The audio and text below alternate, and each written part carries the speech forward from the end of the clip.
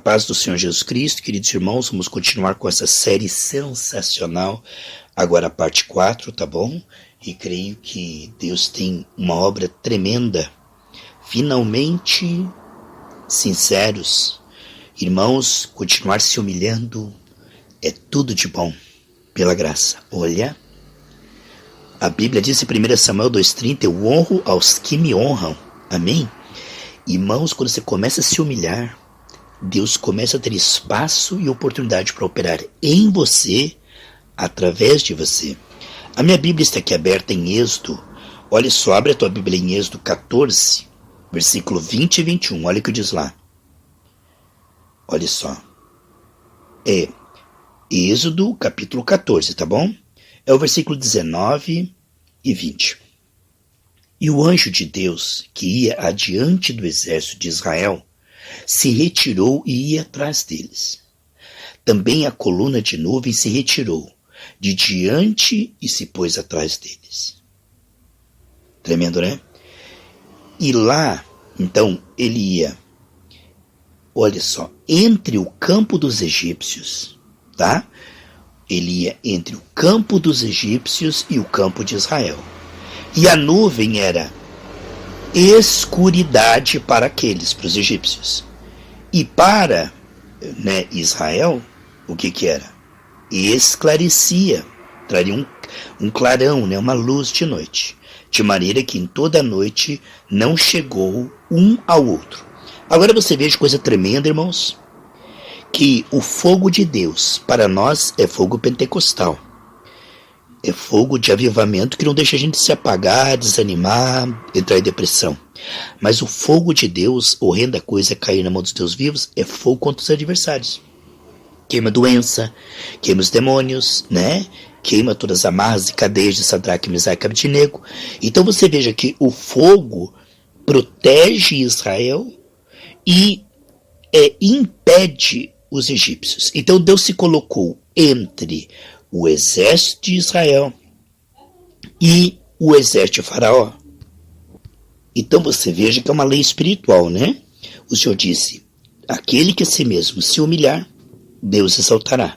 Mas aquele que desprezar o Senhor será desprezível à vista dos homens, será desprezado, será rejeitado, Mas aquele que Deus der graça, vai dar graça diante dos homens, favor, vai atrair pessoas boas para ajudar. Veja só. O Senhor então ampara.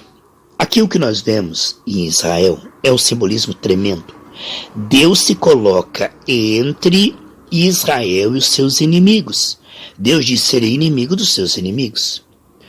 Claro que os nossos inimigos não são pessoas, Os nossos inimigos são doenças, dívidas, pecado, demônios, tá bom, amados? Então veja só que coisa tremenda. Deus se coloca entre você e o que o inimigo está planejando fazer.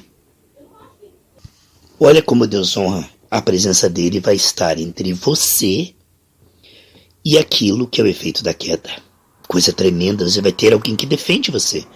Deus disse para Josué, me adore, E eles adoraram lá, Jericó caiu. E glorificaram a Deus. Josafá, em 2 Crônicas 20, diz que a peleja não é vossa, apenas me adorem. E eles adoraram, Deus enviou um anjo e deu vitória. Coisa tremenda, irmão, essa parceria, sinergia. Então você vai se humilhando, certo? Se entregando a Deus e vai alcançando um coração sincero. Deus vai encontrando mais espaço e oportunidade para operar o livramento. Olha que coisa tremenda, irmãos. Deus vai se colocar entre você e o fracasso. O fracasso não vai conseguir prevalecer. Por isso que Jesus disse, celebre a minha vitória, tenha bom ânimo, porque eu já venci o mundo lá, em João 16:33. Nós não temos que vencer, nós já somos mais que vencedores. O bom combate da fé não é vencer, é não duvidar que já somos mais que vencedores, ainda que no visível não vejamos nenhuma evidência disso, Lá em Lucas 17, 20 e 21, diz que o reino de Deus não vem com aparência visível, Então, primeiro, a gente crê, depois a gente vê. É um tempo profético entre a semente lançada e a colheita. Deus dá a substância no visível. Seu bom combate da fé é continuar crendo e confessando a verdade, mesmo que está vendo, sentindo no visível o contrário. Então, isso é tremendo. O que nós vemos é que Deus se coloca entre nós e Faraó. Ali você está vendo? Para Israel, aquela luz iluminava eles. Era proteção, era iluminação, né? Lâmpada para os meus pés e luz para o meu caminho. Mas para Faraó, era um fogo que impedia de ultrapassar. Era oposição. Aquele fogo ali era um impedimento para Faraó. Mas para Israel era proteção e iluminação. Você veja a coisa tremenda? Então, Deus, ele se coloca entre você e o fracasso, entre você e o plano de morte do inimigo, a enfermidade. Ele coloca-se entre você e a tentação. Antes você lutava com a tentação sozinho, você caía, né? Mas agora a Bíblia diz que nós estamos debaixo da graça, está lá em Romanos 6,14, 1 Coríntios 10,13, 2 Pedro capítulo 1, versículo 2 ao 4, que nós temos uma nova natureza, né? E já escapamos das seduções do pecado. Então Deus se coloca entre nós e a tentação, de forma que nós conseguimos resistir e vencer. Por quê? Por causa da presença dele, que atenua, que diminui, ou seja, o poder do pecado, né? Então é tremendo que o Jesus que venceu o poder do pecado na cruz, agora pelo Espírito Santo nos ajuda a vencer o poder da dívida, o poder do pecado, o poder da doença, né? O poder da preguiça, do mundanismo, né? Das paixões. Então o Senhor se coloca entre nós e aquele mal. Amados, a Bíblia diz: entrega, confia, no Salmo 37,5, mais ele fará. Então, a nossa vida está sendo administrada agora por Deus. Não tenha medo da administração de Deus. Jeremias 29,11 diz que ele tem um final feliz para aqueles que estão em Cristo. Romanos 11,22 diz que Deus pode continuar sendo bom para aquele que continua confiando na misericórdia dele, embaixo do sangue de Jesus, humildemente, temente, entende? O que nós vemos então, que a administração de Deus, ela é muito clara, que Deus nos conduz em triunfo sempre. Você não pode esperar de Deus desamparo, fracasso, né? Ele diz em Hebreus 13,5, nunca te deixarei, jamais te desampararei. Então a administração de Deus, ela é muito previsível, muito clara e nítida, não é um enigma. Ele mostra que nos guiará em triunfo sempre, ele mostra que nunca nos deixará nem desamparará, ele mostra claramente: eu vim para que tenham vida e vida com abundância. Portanto, a administração de Deus tende à abundância. O inimigo vem para tirar, mas Deus vem para acrescentar. E o bom da abundância, da salvação, da graça, é que ele acrescenta prosperidade, saúde, paz, dons, ministério, mas não perde a salvação. Então isso que é abundância, acrescentar cada vez mais, sem perder o que já tem. Por isso, nós não temos medo da administração de Deus. Se nós estivéssemos na mão do inimigo, teríamos que temer a administração do inimigo. Mas como a nossa vida está sendo administrada agora por Deus, nós sabemos que ela tende a sermos próximos, saudáveis, cheios do Espírito Santo e cada vez mais íntimos do Senhor, que é o principal. Veja bem, meus queridos amados irmãos, os efeitos da queda são maiores que a nossa carne. Então o homem separado de Deus, né, desde Adão lá, o homem separado de Deus, ele foi feito um pouco menor que os anjos. A nossa luta é espiritual, né? Por trás de todo o mal tem um espírito maligno agindo ali. É como uma raiz alimentando aquele mal, né? Jesus falou e aquela figueira secou desde as raízes. É aquilo que estava escondido e alimentando a planta primeiro, né? Daniel primeiro venceu no reino espiritual. Quando ele batalhou lá em oração e jejum, moveu os céus e terra, Deus enviou anjos. Aí Esdras e Neemias tiveram favor, graça, dinheiro dos reis ímpios e reconstruiu a cidade. Então você veja como que quando rompe no espiritual, no natural a coisa acontece. Assim que Jó rompeu a prova, diz que os seus irmãos vieram, trouxeram ouro e ele foi o homem mais rico de todo o Oriente. Quer dizer, quando destrava no espiritual, no natural, Deus tem como fazer chegar até você. Tudo aquilo que estava impedindo sai. Quando aquilo que estava impedindo sai, a vontade de Deus, que é boa, perfeita e agradável, acontece. Olha só. Operando eu, diz o Senhor, Isaías 43:13, quem impedirá?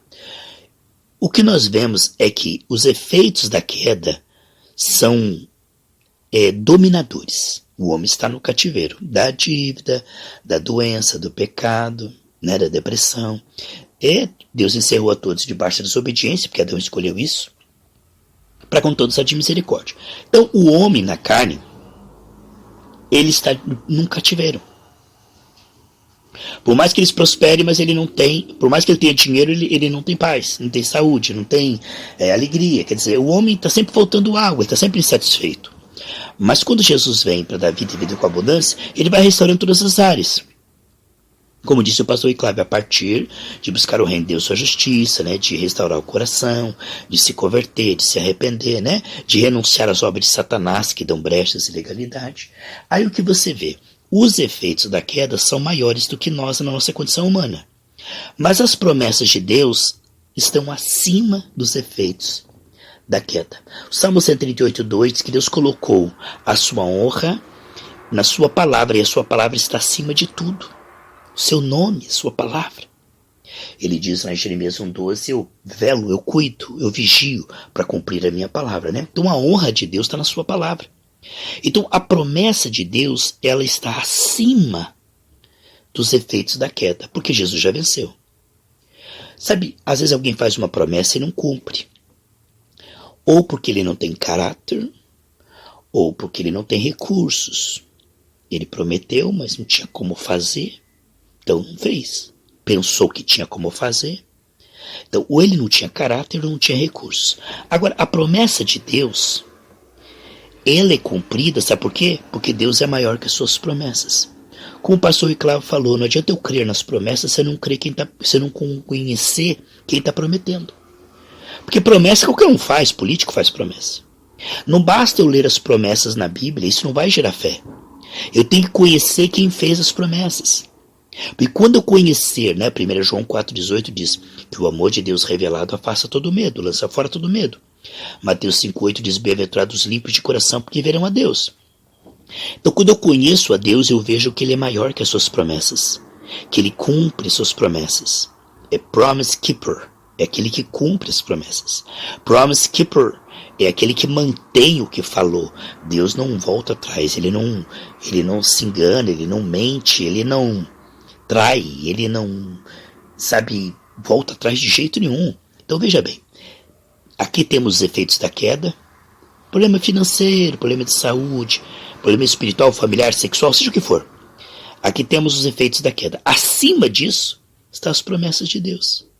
E acima das promessas de Deus, um Deus onipotente. Deus é maior que as suas promessas, ou seja, Ele pode bancar as suas promessas sem esgotar os seus recursos. Seus recursos são inesgotáveis. Portanto, o que nós vemos é tremendo isso que nós estamos falando. As promessas de Deus não correm perigo, porque já está consumado, né? Foi pago na cruz do Calvário. Isso não é algo que fará dificuldade nenhuma para Deus. Lá em João 16, 13, 14, diz que o Senhor toma daquilo que Jesus venceu e aplica na nossa história, né? Toma da vitória do que é meu e vos dará. Então nós vemos aqui o nível 1, os efeitos da queda, que é maior que nós. Então você olha aquela enfermidade, é maior que os teus anticorpos. Um exemplo, humano. Você olha a tua dívida, é maior que a tua conta bancária. Você está falando do visível aqui, ó. Então estamos nós aqui embaixo, em cima de nós estão os efeitos da queda. Acima dos efeitos da queda estão as promessas de Deus. E acima das promessas de Deus está o caráter imutável de Deus, que é verdade e não mente. Que diz, eu jurei. Quando ele fez a promessa a Abraão, não tendo por quem maior que jurar, ele jurou por si mesmo. Deus não precisava jurar, mas olha o que ele fez. Ele não só prometeu e jurou. A Bíblia diz por duas coisas imutáveis que Deus prometeu e jurou, nós estamos seguros. Então, quando nós vemos a promessa e o juramento, quando Deus fez o juramento, ele fez assim. Ele fez um sacrifício, fez Abraão fazer um animal, partia no meio, né? Partia no meio aqueles animais, e ele passou pelo meio daquele sacrifício, dizendo, olha, que eu seja partido se eu não cumprir o que eu prometi a Abraão. O que ele quer dizer é a minha honra, entendeu? Assim como esses animais foram partidos, eu seria partido se eu não cumprisse. Deus estava colocando a sua honra ali na sua promessa. E é interessante que em Gênesis 15:1 diz que Abraão foi abençoado em tudo. Ele foi próspero, saudável, amigo de Deus, família abençoada, tudo, né?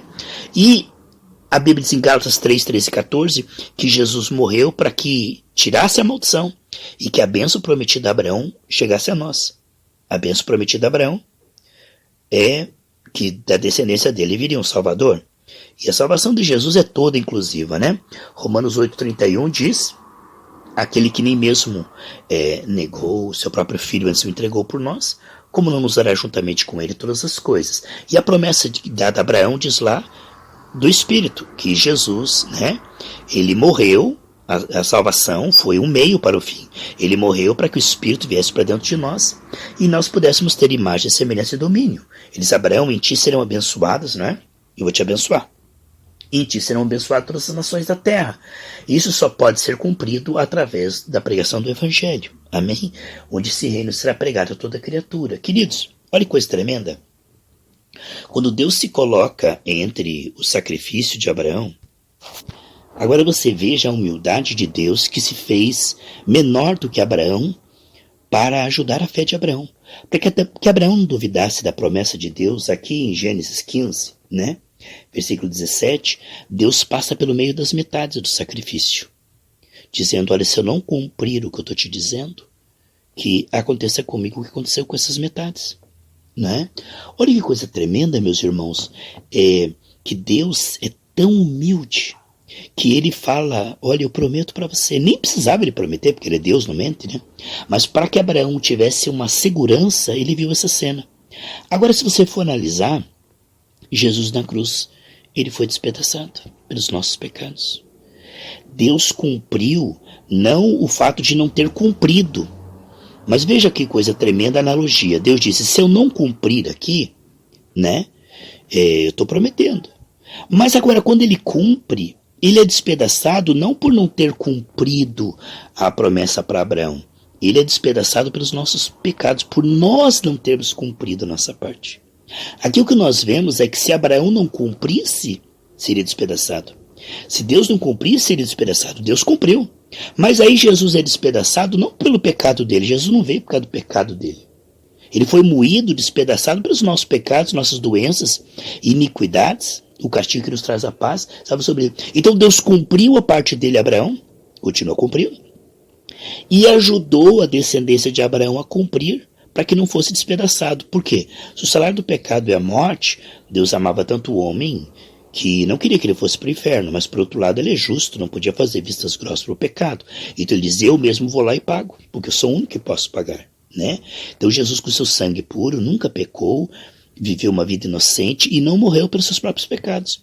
Ele não foi despedaçado pelos seus próprios pecados, mas ele foi moído, ferido, derramou todo o seu sangue por causa da nossa desobediência, negligência e pecado. Aqui o que nós vemos então, que o cumprimento de Deus foi duplo. Quando ele diz lá em Isaías: eu darei em dobro pelos vossos pecados, né? O que é eu vou dar em dobro pelos vossos pecados? Eu não só vou perdoar os pecados de vocês e tirar a consequência desse pecado que é o inferno, mas vou dar a vocês o direito de família.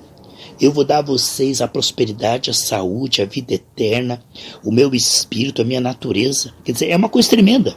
Eu troco o castigo pela recompensa. Eu vou dar em dobro. Eu vou retirar o castigo, porque eu vou pagar, né, pelo pecado. E vou dar em dobro. Eu vou dar a vocês o que vocês jamais mereceriam, como filhos, herdeiros, obedientes, pela obediência do meu filho. Então, Deus, ele obedeceu aqui o que ele mesmo falou para Abraão, obedeceu, mas Jesus vem e obedece a parte dos homens. Então temos aqui as duas pontas, tanto Abraão como Deus, nesse concerto, estão sendo fiéis. Por quê? Deus foi fiel cumprir a sua parte, e Jesus vem e cumpre a nossa parte, que nós estávamos falhando, né? Porque a lei estava enferma pela carne, o homem não conseguia cumprir com a sua parte, porque a lei é perfeita, mas o homem, por causa da queda, é imperfeito. Então Deus não só cumpriu a sua parte, como veio e disse: agora eu vou cumprir a parte da família de Abraão, da genealogia de Abraão, daqueles que creem em Cristo, que cumpriu. Então você veja como Deus é fiel, meus irmãos. Por isso Deus se coloca entre você e o seu problema e diz: eu já venci ele no espiritual. Agora, Cristo não apenas venceu, ele vence sempre. O diabo é derrotado todos os dias e Cristo sai vencendo todos os dias no Espírito, entendeu? O Cristo que venceu a enfermidade no Calvário está vencendo a enfermidade no seu corpo. Ele se coloca entre você e essa enfermidade, e ele é mais poderoso, né? Através do nome. Você vai liberando unção, ele vai enviando anjos, o Espírito vai se movendo. Coisa tremenda essa palavra, né?